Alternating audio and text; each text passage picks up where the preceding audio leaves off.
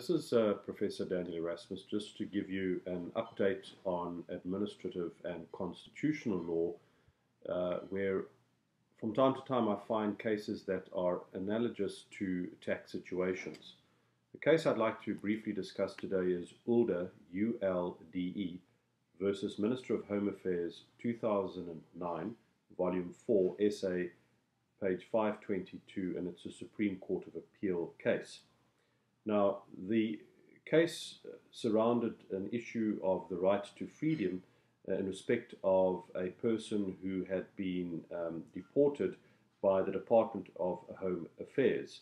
And in this particular case, the Supreme Court of Appeal declared that Ulde's detention at a detention center on 6 February 2008 had been invalid and was set aside.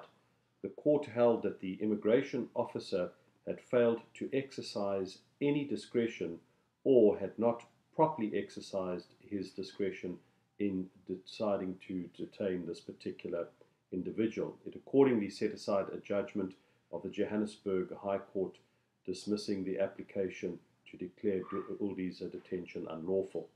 Now, by the time the appeal was heard, this particular individual had already been deported to India. Now, what is important from this particular judgment really comes out at paragraph 10 of the judgment, where it was submitted an argument that Ulde's detention was unlawful because it was carried out pursuant to a blanket policy to detain all persons found to be illegal foreigners. There is merit in this submission, the Supreme Court of Appeal held.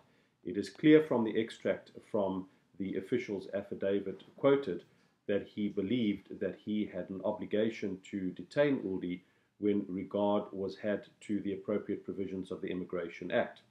Now, the section in question of the Immigration Act, Section 32, imposes an obligation on an immigration officer to deport an illegal foreigner. It is not concerned with the power to detain that person.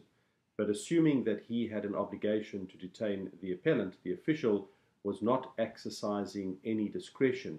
He was carrying out what he believed to be a blanket policy, which by definition precludes the exercise of a discretion.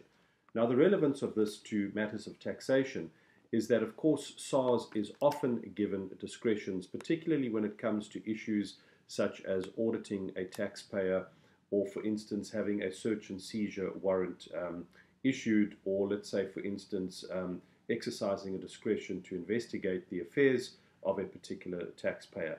And sometimes these particular decisions that they take might be driven by blanket policies. And in this regard, this particular case is authority that a blanket policy that might be handed down from the Commissioner to all the SARS officers would not be the proper exercise of a discretion. A discretion must still be properly considered and exercised before any of these powers are in fact exercised by those officials. I trust that you'll find this useful in looking into the discretions of SARS. That is all for today. Until next time, goodbye.